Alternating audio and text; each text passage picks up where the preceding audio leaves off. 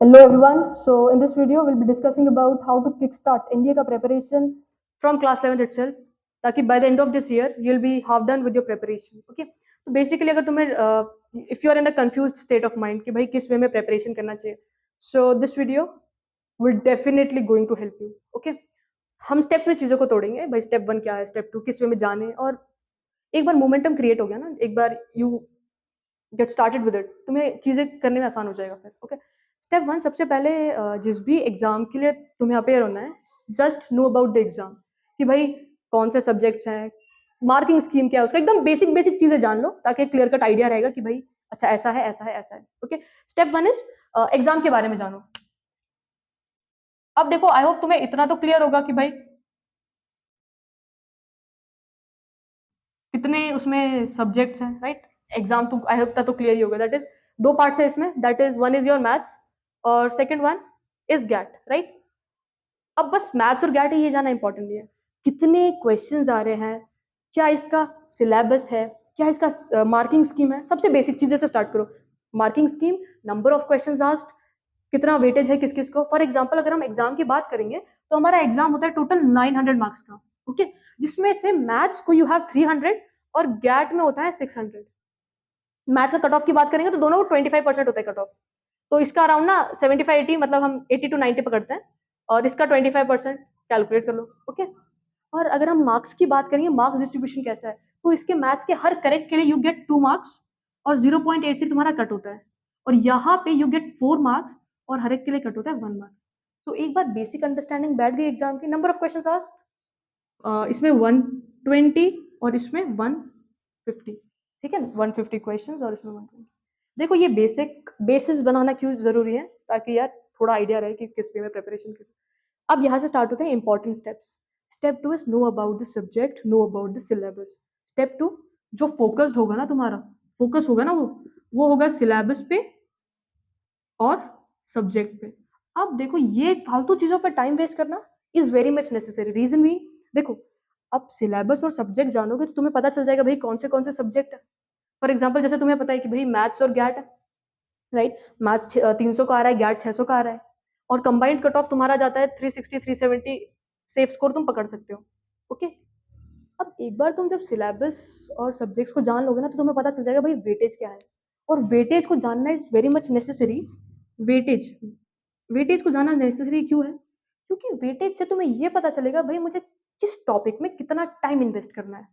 पढ़ना सब कुछ है, पढ़ना सब कुछ है, बट किसको कितना पढ़ना है वो तुम पे डिपेंड करेगा। फिर वेटेज के हिसाब से क्या पता चलेगा, पढ़ना सब है, पढ़ना तो सब है, राइट, बट कितना टाइम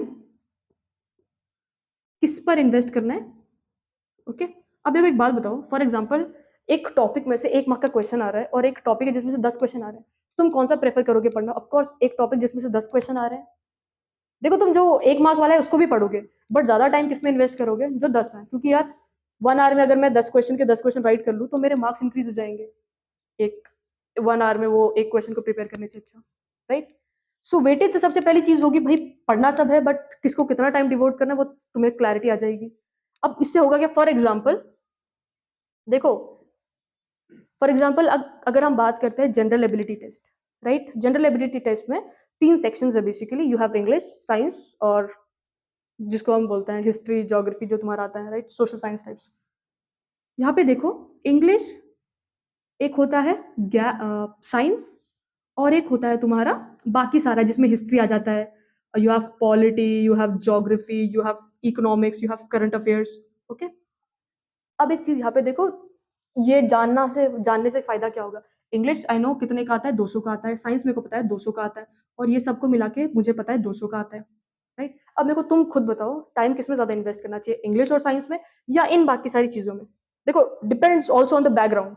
फॉर एग्जाम्पल अगर तुम ह्यूमैनिटीज में हो तो प्रेफर करोगे तुम इंग्लिश प्लस दिस, साइंस में हो तो तुम ये प्रेफर करो, क्यों, क्योंकि यहाँ से तुम्हारा स्कोर 400 का हो जाएगा। तो मेरे को बताओ यहाँ पे टाइम इन्वेस्ट करना ज्यादा वैलिड होगा। अब ये चीज तुम्हें पता कैसे चलेगी, अनटिल एंड अनलेस तुम रिसर्च नहीं करोगे तो पता नहीं चलने वाली। तो सिलेबस सब्जेक्ट के बारे में पता चल गया तो वेटेज के बारे में क्लैरिटी मिलेगी, वेटेज की क्लैरिटी मिल गई तो तब तुम्हें पता है कि भाई मुझे गैट में जनरल एबिलिटी टेस्ट में मुझे किस सेक्शन पे ज्यादा फोकस करना है, राइट। इफ मैं साइंस बैकग्राउंड को बिलोंग कर रहा हूँ, I will go for English and science. अगर ह्यूमैनिटीज को आई फोकस ऑन इंग्लिश और हिस्ट्री, राइट? क्लियर है ये चीज? और वैसे ही मैथ्स, अब जब हम मैथ्स की बात करते हैं तो मैथ्स में क्या पढ़ना है, कैसे पढ़ना है, दैट इज भाई इसमें भी ना देखो यार 11th और 12th में यू हैव 30 चैप्टर्स, राइट? अब ऐसा तो नहीं है कि 300 मार्क्स का है तो हर एक चैप्टर में से कितना कितना होगा, 300/30 करो, कितना हर एक चैप्टर में से 10-10 मार्क्स का तो नहीं आने वाला, राइट? अब तुम्हें यहाँ पे थोड़ा सा लॉजिक अप्लाई करना पड़ेगा। पहले बैठो आराम से शांति से और रिसर्च मारो कि भाई मैथ्स में कौन से चैप्टर में से कितना ज्यादा पूछा जा रहा है इंपॉर्टेंट, क्योंकि सब में से 10-10 मार्क्स का पूछेंगे तो फायदा नहीं है। इंपॉर्टेंट चैप्टर्स इन टर्म्स, भाई वेटेज किसका ज्यादा है, और according to the weightage you start preparing. देखो 11th में कुछ, फॉर एग्जांपल 11th में अगर 15 चैप्टर्स है, 15 में से कुछ ही चैप्टर्स होंगे ना जिनका वेटेज ज्यादा है, तो उन चैप्टर्स के कॉन्सेप्ट स्ट्रॉन्ग कर लो, प्रैक्टिस अच्छी सी कर लो, ओके? कुछ एनडीए के जो भी तुम्हें लग रहा है कि भाई पीवाई क्यूज करना है वो कर लो, ओके? स्टेप 1 क्लियर है, स्टेप 2 इज दिस, और ये स्टेप इज वेरी इंपॉर्टेंट क्योंकि time management is the most crucial skill जिससे तुम्हारा प्रोडक्टिविटी इंक्रीज होगा। Time management is directly related to productivity. जितना अच्छे से यू मैनेज योर टाइम उतना प्रोडक्टिविटी तुम्हारा इंक्रीज होगा, ओके? क्लियर है ये चीज? आई होप इतना तुम्हें समझा होगा, ओके? अब जो स्टेप 3 है ना, स्टेप 3, ये सब सोच रहे होंगे कि हाउ टू स्टार्ट और व्हेन टू स्टार्ट, राइट? अब व्हेन टू स्टार्ट का तो भाई answer is very simple and that is अभी से तुम लोग प्रिपरेशन स्टार्ट कर दो। अक्टूबर मंथ बढ़िया, अक्टूबर के 15 दिन पूरा सर्च मार लो इंपॉर्टेंट चैप्टर्स, और एक उसकी छोटी सी डायरी बना लो कि भाई इंपॉर्टेंट टॉपिक्स कौन से हैं, इंपॉर्टेंट सब्जेक्ट्स कौन से हैं, कौन से सब्जेक्ट में मेरे को कितना टाइम कैसे पढ़ना है, राइट? अब ये वेन तो हो गया, वेन तो इज नाउ। अब how to start, is for example अब तुम प्रिपरेशन कैसे करोगे, तुम्हें पता है कि भाई इसमें दो मोस्ट इंपॉर्टेंट एस्पेक्ट्स हैं, one being your maths and the other one being GATE, right? General ability test, जिसके अंदर वेरियस सेक्शंस हैं। अब देखो you have by the end of this year ना, अक्टूबर नवंबर दिसंबर तुम्हारा हाफ प्रिपरेशन हो जाएगा, बट मेक श्योर तुम इसमें में प्रिपेयर करो खुद को। सबसे पहले देखो एक बेसिक चीज, गैट में ऑलरेडी तुम्हें पता है कि भाई साइंस और इंग्लिश है, राइट? मेरा साइंस कितने का आ रहा है 200, इंग्लिश कितने का आ रहा है 200, ओके? Science 200, English 200, okay? तुम अक्टूबर से इसका प्रिपरेशन स्टार्ट कर दो। इंग्लिश की बात करेंगे तो इंग्लिश को तुम्हें सिर्फ class 10th plus class 9th को प्रिपेयर करना है। क्लास 10th और क्लास 9th की बुक्स को रीड करना है, और इसमें से ही आता है मैथ्स। 11th और 12th तो तुम साइड बाय साइड कर ही लोगे, बट इसमें से ज़्यादा वेटेज आता है, इसका ज़्यादा होता है। साइंस हो जाएगा। इंग्लिश में तुम 45 मिनट्स एवरी डे पढ़ो। अब नेक्स्ट इसमें हम और एक चीज डिस्कस करेंगे, ओके?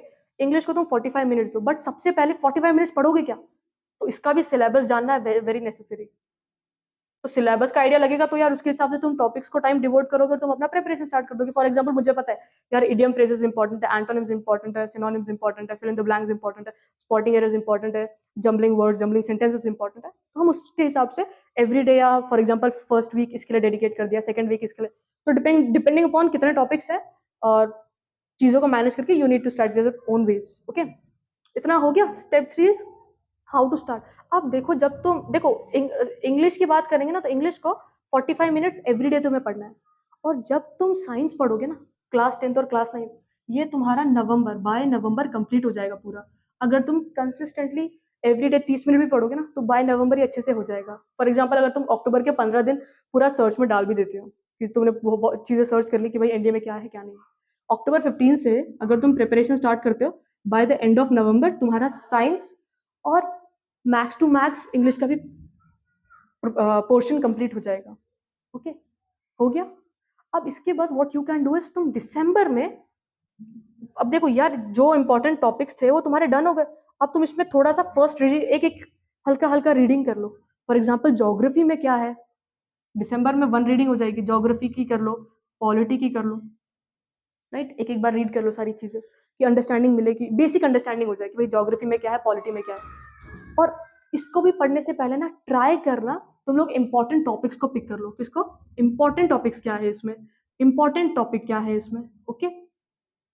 इससे क्या होता है तुम्हारा स्कोर इंप्रूव होता है और कुछ नहीं। क्लियर है ये चीज?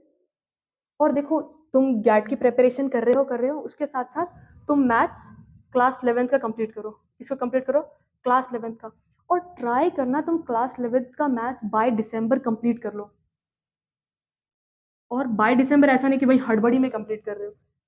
कॉन्सेप्ट्स क्लैरिटी होनी चाहिए, कॉन्सेप्ट क्लैरिटी होनी चाहिए, नंबर ऑफ क्वेश्चन जो तुम सॉल्व करोगे वो भी अच्छे खासे होने चाहिए, और एक्स्ट्रा कुछ पढ़ सकते हो तो करो। फॉर एग्जाम्पल ट्राई करना कि कितने ज्यादा क्वेश्चन तुम लोग सॉल्व कर सकते हो ना, उतना बेटर तुम्हारे लिए। अब बाय दिसंबर तक 11th कंप्लीट करने की बात क्यों चल रही है? ताकि रिवीजन के लिए भी तुम्हें टाइम मिले, और क्लास 12th का प्रिपरेशन भी थोड़ा सा हल्का सा जल्दी स्टार्ट कर देना। अगर तुम्हें सितंबर अटेम्प्ट निकालना है अच्छे से, तो फर्स्ट अटेम्प्ट में ही क्लियर करना है। तो ओके, तो this is about class 11th का मैथ्स। ओके, अब नेक्स्ट बात आती है कि भाई हाँ यार, हाउ टू स्टार्ट तो पढ़ गया, बट करें कहाँ से प्रिपरेशन? तो स्टेप 4 इज अबाउट कंपाइलिंग या gathering your resources. Step 4 is gathering resources, क्योंकि यार प्रिपरेशन के लिए भी तो एक स्पेसिफिक सेट ऑफ रिसोर्सेज लगेंगे ना। अब तुम्हें पता है मैथ्स है, तो मैथ्स के लिए कौन सी सबसे प्रेफर्ड बुक है? अरिहंत है, पाथफाइंडर है। ओके, फॉर एग्जांपल इंग्लिश है, तो इंग्लिश में कौन सी प्रेफर्ड बुक है? गैट है, जनरल एबिलिटी टेस्ट, या हिस्ट्री है, पॉलिटी, वो कहाँ से पढ़ूँ? सेपरेट सेपरेट बुक्स लूँ या एक कंबाइंड बुक लूँ? तो gathering resources becomes one of the most crucial step that you need to follow. Okay, so इसके लिए भी तुम्हें रिसर्च करना पड़ेगा। अगर तुम्हें रिसोर्सेज कौन से फॉलो करने हैं, अगर चाहिए ये चीज, तो just comment down, I will upload video on resources as well, कि कौन से resources are the best resources. Okay, step 5 and the most important step is your revision. अगर रिविजन नहीं करोगे तो फायदा नहीं होगा, राइट? क्योंकि जैसे फॉर एग्जांपल अगर तुमने नवंबर तक सिलेबस कंप्लीट किया, फिर जान में साइंस और इंग्लिश कंप्लीट हो रहा है, राइट? फिर तुम जान में फिर रिविजन करो, फिर तुम मार्च में करो, तो फिर तुम्हारा ऐसा होना चाहिए कि भाई गैट के जो मेरे 400 मार्क्स है ना, वो तो फिक्स हो गए। और देखो अभी प्रिपरेशन करना इज क्यों जरूरी? क्योंकि जब तुम क्लास 12th में जाओगे, तुम्हारा एक ऊपर प्रेशर होगा, इनविजिबल प्रेशर होगा, बट होगा जरूर। दैट इज यार, क्लास 12 बोर्ड्स है, तो फिजिक्स और केमिस्ट्री भी पढ़ना है। तो 11th में तुम फ्री हो, इतने चिल्ड आउट रहते हो, तो इट्स बेटर कि तुम अभी अपना प्रिपरेशन स्टार्ट कर दो, ताकि ज़्यादा स्कूल का भी प्रेशर नहीं होगा, प्रोजेक्ट्स का भी प्रेशर नहीं होगा। तो तुम वैसे स्टार्ट कर सकते हो। ओके, आई होप तुम्हें स्टेप्स क्लियर है।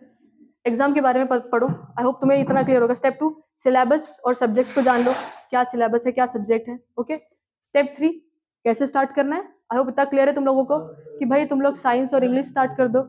ओके, क्लियर है ये चीज तुम लोगों को इतना? I hope how to start भी तुम्हें क्लियर है।